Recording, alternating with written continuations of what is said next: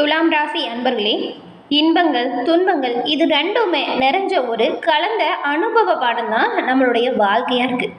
எல்லோருமே அவங்களோட வாழ்க்கையில் பாருங்கள், ஏதாவது ஒரு விதத்தில் நாம் பலவிதமான கஷ்டத்தையும் பலவிதமான சோதனையும் சந்திச்சுட்டு தான் இருக்கோம்.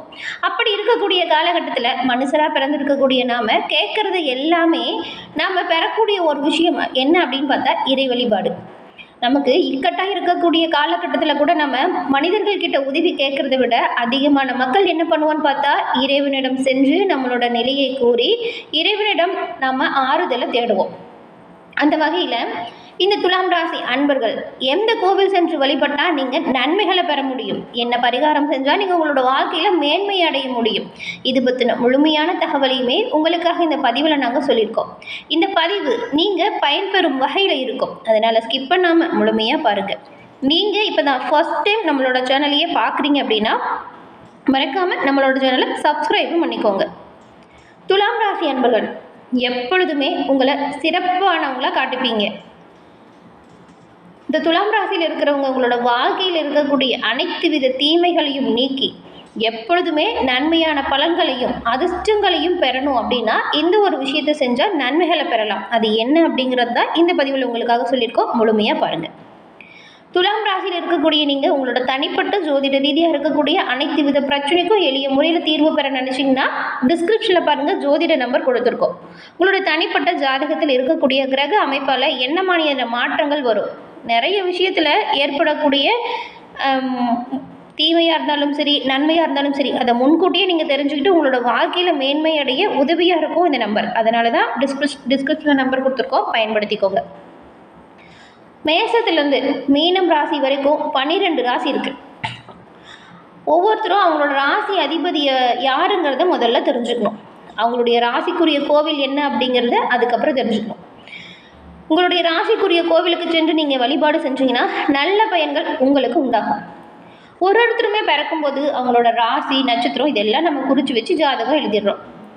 நம்மளோட ராசியை தெரிஞ்சுக்கிட்டு அதற்கேற்ற பலனை நம்மளோட வாழ்க்கையில் திட்டமிட்டு இறைவனை சரணடைவதன் மூலம் எல்லா வித நட்பெயர்களையுமே நம்மளால் அடைய முடியும்.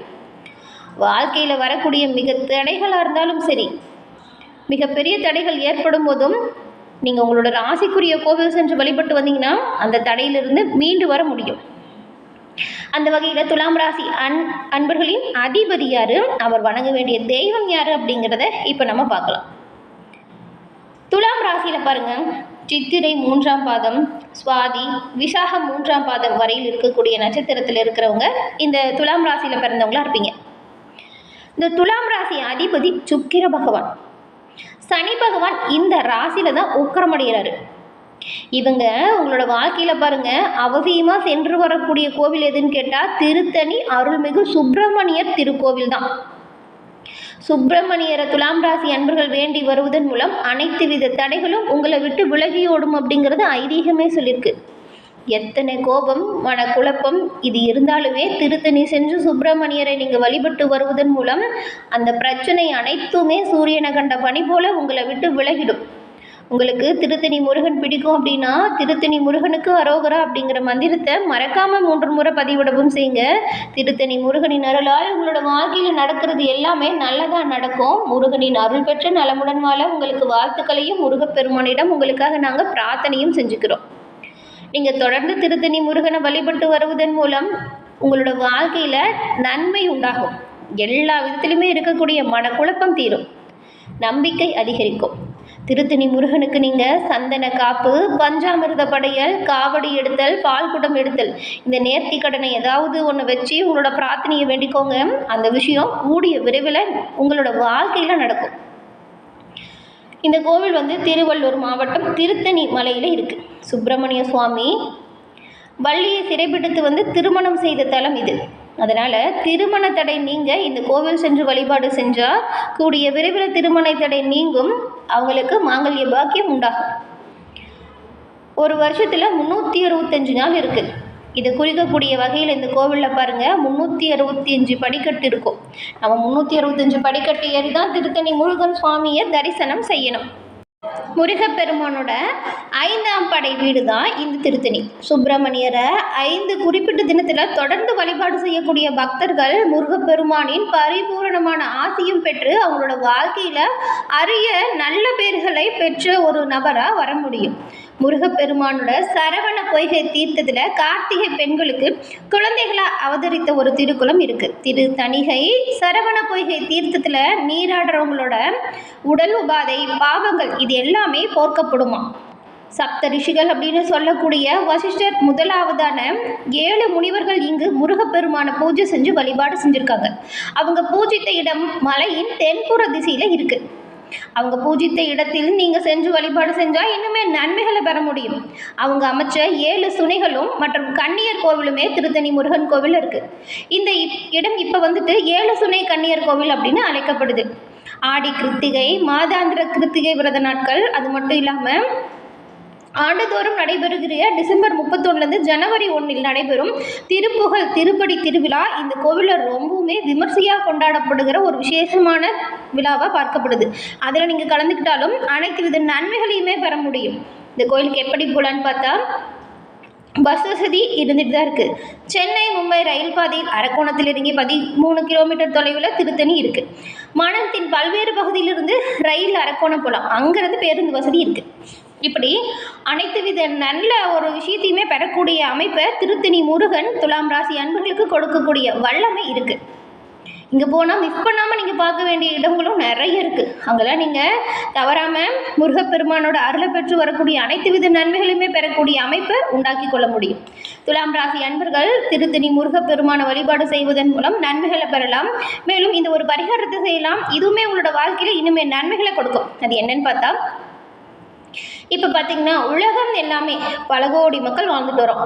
இதில் பாதிக்கு மேற்பட்டவங்க வறுமை நிலையிலும் பொருளாதார ரீதியாக நடுத்தர நிலையிலையும் வாழ்கிறாங்க. மறுபுறம் ரொம்பவுமே செல்வ செழிப்போடு பலவிதமான இன்பங்களை அனுபவித்தபடி பலர் இருக்காங்க. இதுக்கு சமூக பொருளாதார ரீதியான காரணம் நம்ம குறை சொல்லலாம். ஒரு மனிதன் இன்பமோ அல்லது துன்பமான வாழ்க்கையை வாழ்கிறது அவங்க கூடிய பிறக்கும் நேரம் ராசி இதை கொண்டு நாம் அறியலாம்.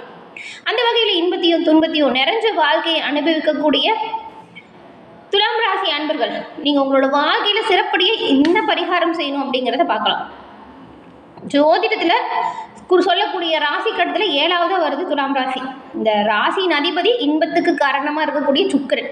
துலாம் சுக்கிர பகவானின் ஆட்சி வீடு. இந்த ராசியில் பிறக்கும் நபர்கள் குடும்பம் பெரும்பாலும் ஓரளவுக்கு வசதி படைத்து தான் இருக்கும். இந்த ராசியில் பிறந்த ஆண் மற்றும் பெண் நல்ல தோற்றப்பொழிவோடு மற்றவங்களை கவர்ந்து இழுக்கக்கூடிய தன்மை கொண்டவங்களாக இருப்பீங்க. துலாம் ராசி அன்பர்கள் எப்பொழுதுமே சீரும் சிறப்புமாக வாழ இந்த ஒரு பரிகாரத்தை செஞ்சால் நன்மைகளை பெறலாம். அது என்னன்னு பார்த்தா துலாம் ராசிக்காரங்க உங்களோட வாழ்க்கையில் அதிக நன்மைகளை பெறணும் அப்படின்னா வெள்ளிக்கிழமையில் உங்கள் வீட்டில் லட்சுமி மற்றும் குபேரரின் படங்களுக்கு முன்பு சிறிது கற்கண்டுகளை நைவேத்தியமாக வச்சு தூபங்கள் கொளுத்தி லக்ஷ்மி குபேர மந்திரத்தை 108 முறை துதித்து வணங்கி வருவதன் மூலம் எல்லா விதத்திலுமே நீங்கள் நன்மைகளை பெறலாம். மற்ற கோவிலுக்கு போய் நவகிரக சந்நிதியில் சுக்கிர பகவானுக்கு மல்லிகைப்பூ சமர்ப்பணம் செய்து சர்க்கரை கற்கண்டு நெய்வேத்தியமாக வச்சு நெய் தீபம் ஏற்றி உங்கள் ராசி அதிபதியாக இருக்கக்கூடிய சுக்கிர பகவானை வணங்கி வருவதன் மூலம் நன்மைகளை நீங்கள் எல்லா விதத்திலையும் பெற முடியும். அனைத்து விதத்திலுமே முன்னேற்றம் நீங்கள் பெற முடியும். துலாம் ராசி என்பவர்கள் இந்த ஒரு விஷயத்தை மறக்காமல் செய்யணும். வருஷத்தில் ஒரு முறையாச்சும் சுக்கிர பகவானின் தளமாக இருக்கக்கூடிய கஞ்சனூர் கோவிலுக்கு சென்று வெள்ளிக்கிழமை தினத்தில் சுவாமியை தரிசனம் செய்கிற மாதிரி பிளான் பண்ணி கஞ்சனூர் சுக்கிர பகவானை வழிபட்டு வந்தீங்கன்னா உங்களோட வாழ்க்கையில் எண்ணற்ற நல்ல ஒரு மாற்றத்தை நீங்கள் பெற முடியும். எல்லா விதத்திலுமே நன்மை அடையக்கூடிய யோகத்தை நீங்கள் அடைய முடியும். சுக்கிர பகவான் பெண்கள் மற்றும் விலங்குகளின் மீது ஆதிக்கம் செலுத்தும் கிரகம். வசதி குறைந்த பெண் குழந்தைகளுக்கு ஆடை மற்றும் இனிப்புகளை தானமாக கொடுங்க. பசுமாடுகள் நாய் குரங்கு பறவை அப்படின்னு இருக்கக்கூடிய உயிரினத்துக்கு உணவு வழங்குங்க. சுக்கிர பகவானின் கருணையான பார்வை உங்கள் மீது விழும். அது மட்டும் இல்லாமல் இந்த மாதிரி நீங்கள் மற்ற உயிரினத்துக்கு உதவி செய்யும் பொழுது சுக்கிர தோஷம் உங்களை விட்டு நீங்கும். உங்கள் வீட்டு பெண்களையோ அல்லது மற்ற பெண்களையோ திட்டுறதோ அடிக்கிறதோ அவமானம் செய்கிறதையோ நீங்கள் கட்டாயம் தவிர்க்கணும். இந்த துலாம் ராசி அன்பர்கள் சுக்கிரனின் அருளையும் சரி, மகாலட்சுமி தேவியின் அருளையும் சரி உங்களுக்கு கிடைக்கக்கூடிய அமைப்பை பெற முடியும். இந்த மாதிரி பெண்களை திட்டும் பொழுது பொருளாதார ரீதியாக உங்களுக்கு பல பின்னடைவு வரும். அதனால பெண் குழந்தைங்களை நீங்கள் மதித்து போற்றி நடத்தணும். அதே மாதிரி வெள்ளிக்கிழமை நாளில் கோவில் மடம் இருக்கு இல்லையா, அங்கே வந்துட்டு நீங்கள் வெள்ளை நிற வெண்ணெய் கட்டிகளையும் பசும்பாலையும் தானம் கொடுத்தா இன்னுமே நன்மைகளை பெற முடியும். இது எல்லாமே உங்களுக்கு சின்ன விஷயமா தோணும், அது எல்லாமே ஒரு பரிகாரம் தான். உங்களோட வாழ்க்கையில் நல்ல ஒரு முன்னேற்றம் பெற இது எல்லாமே நல்ல ஒரு உறுதுணையாக இருக்கும். என்ன துலாம் ராசி அன்பர்களே, இந்த பதிவு நீங்கள் பயன்பெறும் வகையில் அமைஞ்சிருக்கும்னு நினைக்கிறோம். பதிவு பிடிச்சிருந்தால் லைக் பண்ணுங்கள், ஷேர் பண்ணுங்கள். மறக்காமல் உங்களோட நண்பர்களுக்குமே இந்த பதிவை ஷேர் பண்ணுங்கள். நீங்கள் இப்போ தான் ஃபர்ஸ்ட் டைம் நம்மளோட சேனலை பார்க்குறீங்க அப்படின்னா மறக்காமல் சப்ஸ்கிரைப் பண்ணி வச்சுக்கோங்க.